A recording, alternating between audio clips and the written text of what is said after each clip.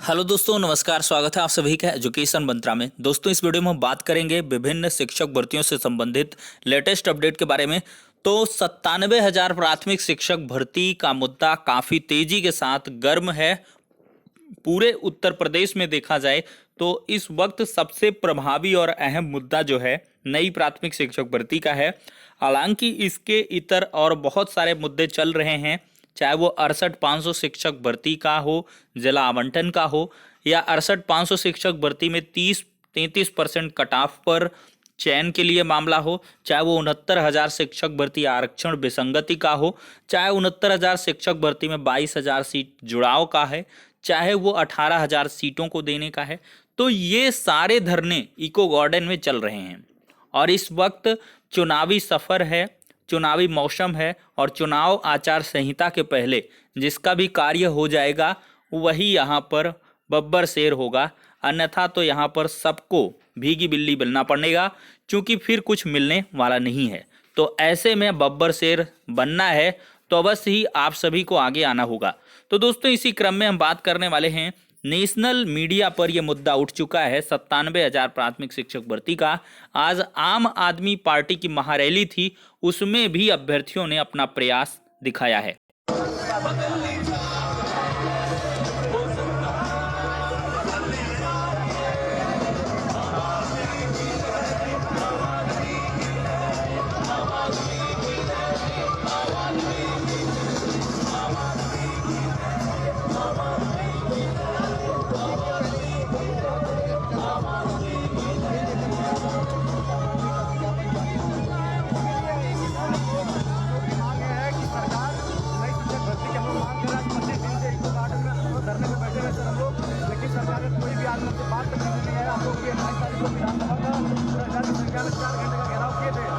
निवेदन है कि हमारी मांग सरकार तक आप पहुंचाइए। आपको पद लिख है, जब सरकारें बात नहीं सुनती है तो हमें विपक्ष यही सारा होता है। साथ हम लोग आज अमृत धरने में इस उनके प्रतिनिधिमंडल हमारे पास आए थे। उन्होंने कहा कि केजरीवाल जी से आपकी मीटिंग करवाएंगे और इस मुद्दे पे आपके माध्यम से और आम आदमी पार्टी के माध्यम से इस मुद्दे को लाखों पत्र लिख दें। तो सरकार से मैं ये हमारी मांग है कि नई शिक्षक भर्ती का विज्ञापन जारी करे, ताकि हम लोग बेसिक में जाके नौनिहालों का जो भविष्य होते हैं, शिक्षक जो होता है कि देश का भविष्य संवारने का काम करता है, ये देश के भविष्य संवारने का काम करता है। अगर व्यक्ति बोले हमारे सत्ता बदलनी चाहिए, सत्ता बदलनी चाहिए, जो सत्ता भ्रष्टाचारी है वो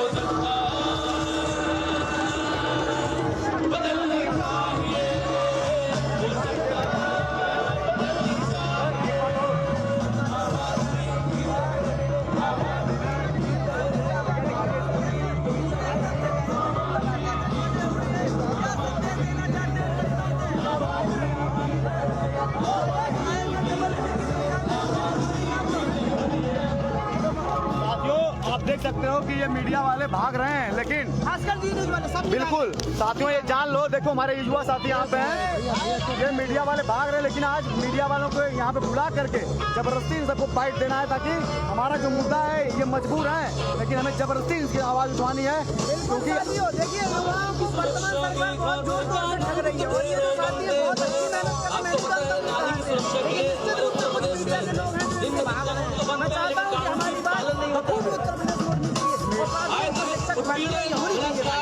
साथियों हम लोग यहाँ पे आए हैं और पूरा प्रयास कर रहे हैं कि केजरीवाल जी इस मुद्दे को उठाएं, और जो भी साथी हमारे बाहर हैं फोन कर रहे हैं यहाँ पे, आप अंदर आ जाइए। इस मुद्दे को हम लोग गंभीरता से उठाया जाएगा। आप लोग ज़्यादा से ज़्यादा संख्या में यहाँ पे पहुँचिए। मैं यही कहूँ, आपका इंतजार कर रहा हूँ। धन्यवाद। इसी के साथ अगर दोस्तों आपको 97,000 प्राथमिक शिक्षक भर्ती का विज्ञापन चाहिए तो 3 जनवरी लखनऊ के इको गार्डन में आना होगा। विशाल धरना है, 17,000 का झुंझुना नहीं, सभी रिक्त पदों पर नई शिक्षक भर्ती का विज्ञापन जारी करो। तो योगी सरकार से एक बड़ी उम्मीद और एक बड़ी मांग कर रहे हैं डीएलएड के प्रशिक्षु, और यहाँ पर देखा जाए तो 17,000 पदों पर हरगिज विज्ञापन यहाँ पर ग्राह्य नहीं है। और मुद्दा भी कुछ ऐसा है कि सुप्रीम कोर्ट में पहले से ही हलफनामा लगाकर रखा हुआ है कि 51,000 पद हमारे पास रिक्त हैं। तो भाई जब 51,000 पद सुप्रीम कोर्ट के हलफनामे के आधार पर आप पहले से ही कह चुके हैं, 69,000 शिक्षक भर्ती में जब पेचीदगी बढ़ रही थी, मामला क्लियर नहीं हो रहा था, शिक्षा मित्र वर्सेस बीटीसी वर्सेस बीएड चल रहा था और कहीं ना कहीं देखा जाए तो सरकार पूरी तरीके से फंस चुकी थी। तो ऐसे में अपने केस को मजबूती देने के लिए 51,000 पदों का हलफनामा लगाया गया। शिक्षा मित्र चूंकि वहां पर भाई rule of the game change हो रहे थे, खैर वो मुद्दा छोड़िए, कुछ भी है। तो उसमें क्या हो रहा था कि सिंगल बेंच से हार कर गए थे, फिर डिवीजन बेंच में सरकार की जीत हुई थी, फिर जाके सुप्रीम कोर्ट में ये मामला था। तो कहीं ना कहीं इन बातों पर यह था कि हम शिक्षा मित्र को एडिशनल एक मौका देंगे, 51,000 पदों पर हम भर्तियां देने वाले हैं, जिससे कि यहाँ पर जज साहब ने भी उसको कंसोलिडेट करवा कर बाकायदा उसको ऑर्डर में भी मेंशन करवाया था और ये जस्टिफिकेशन वहीं पर हुआ था कि क्या आप श्योरली दे रहे हैं, शिक्षा मित्रों को मौका देंगे। तब वहाँ की जो एएसजी थी ऐश्वर्या भाटी मैम, उनके द्वारा कहा गया था कि हाँ हम करने वाले हैं। लेकिन अब क्या हो रहा है, कमेटी की रिपोर्ट आ रही है तो वहाँ कहा जा रहा है कि रिक्त पद है ही नहीं और पूरे के पूरे हमारे प्राथमिक शिक्षा विभाग में पदों की कोई ज़रूरत नहीं है, अध्यापक पर्याप्त हैं, सफिशियंट हैं। वो तो ये 68,000 शिक्षक भर्ती पुरानी है, जिसमें कि लगभग 17,000 पद आरक्षण विसंगतियों को दूर करने के बाद बच रहे हैं, तो उन पर भर्तियां दी जा रही हैं। तो ऐसा कुल मिला के दोस्तों मामला है और अभ्यर्थियों की कल यही आवाज़ बुलंद होगी कि 17,000 नहीं, इसमें 51,000 जोड़कर आप कम से कम शिक्षक भर्ती का विज्ञापन तो जारी करें। योगी सरकार से एक बड़ी मांग करने वाले हैं और कल का दिन काफ़ी महत्वपूर्ण रहने वाला है, क्योंकि कल के दिन के बाद से फिर क्या होगा कि देखा जाए तो फिर आचार संहिता बहुत नज़दीक आएगी और एक हफ्ते के भीतर आप तय मानकर चलिए 9 जनवरी के करीब कभी भी आचार संहिता लग सकती है, क्योंकि 5 जनवरी को जो फाइनल लिस्ट वगैरह है उसका फाइनलाइजेशन हो जाएगा, वोटर्स वगैरह, तो उसके बाद आपका ये विज्ञापन फिर धरा का धरा रह सकता है। हालांकि यहाँ पर आश्वासनों का दौर अभी भी चल रहा है। अधिकारी कह रहे हैं कि हम आचार संहिता के पहले विज्ञापन देने का पूरा प्रयास कर रहे हैं। मुख्यमंत्री जी की तरफ से इंस्ट्रक्शंस आ गए नई भर्ती के लिए, तो देखते हैं क्या कुछ होना है। लेकिन विज्ञापन कम पदों पर नहीं, मैक्सिमाइज पदों पर आए, तो इसके लिए आप सभी को अभी प्रयास बिल्कुल करने होंगे। अब दोस्तों दूसरी तरफ हम बात करेंगे कि कल यहाँ पर एक बड़ा धमाका होने वाला है। 6,000 से अधिक पदों पर सूची जारी होने वाली है, वो भी आरक्षण पीड़ितों की। और इसमें बेसिक शिक्षा मंत्री जी ने कहा है कि वो 6,000 से ज़्यादा भी हो सकती हैं, 7,000 भी हो सकती हैं या ज़्यादा भी हो सकती हैं। और उन्होंने जब देर रात्रि अभ्यर्थियों में मुलाकात की थी तो वहाँ आश्वासन दिया कि हम 27%, 21% आरक्षण जो मानक है उनको पूरी तरीके से लागू करने का प्रयास करेंगे। तो अगर ऐसा पालन किया जाता तो अवश्य ही और सीटें बढ़ सकती हैं, क्योंकि आरक्षण से पीड़ित अभ्यर्थी लगातार यहाँ पर 6,000 की घोषणा के बाद आंदोलन कर रहे हैं। उनका कहना है कि 18,000 की विसंगति हुई है और 18,000 पदों पर यहाँ पर आरक्षण पीड़ितों को सीटें मिलनी चाहिए। तो कहीं ना कहीं आरक्षण मुद्दे में सरकार के काफ़ी ज़्यादा किरकिरी हो रही है। अधिकारियों ने करवाई या किसने क्या कुछ की, ये तो अभी पर्दे के पीछे है, उस पर ज़्यादा चर्चा भी नहीं हो रही है किसी भी प्रकार से, क्योंकि जब विसंगति हुई थी तो इसका पूरी तरीके से जांच होना चाहिए था और जो दोषी पाया जाए उस पर कार्रवाई हो, और जो गलत ढंग से कुछ भी चयन पाए हैं तो उन पर भी यहाँ पर कार्रवाई होनी चाहिए थी। खैर दोस्तों, ये बात हो जाती है। 6,000 नहीं 18,000 पद चाहिए। आरक्षण पीड़ित भी लखनऊ के इको गार्डन में लगातार प्रदर्शन कर रहे हैं।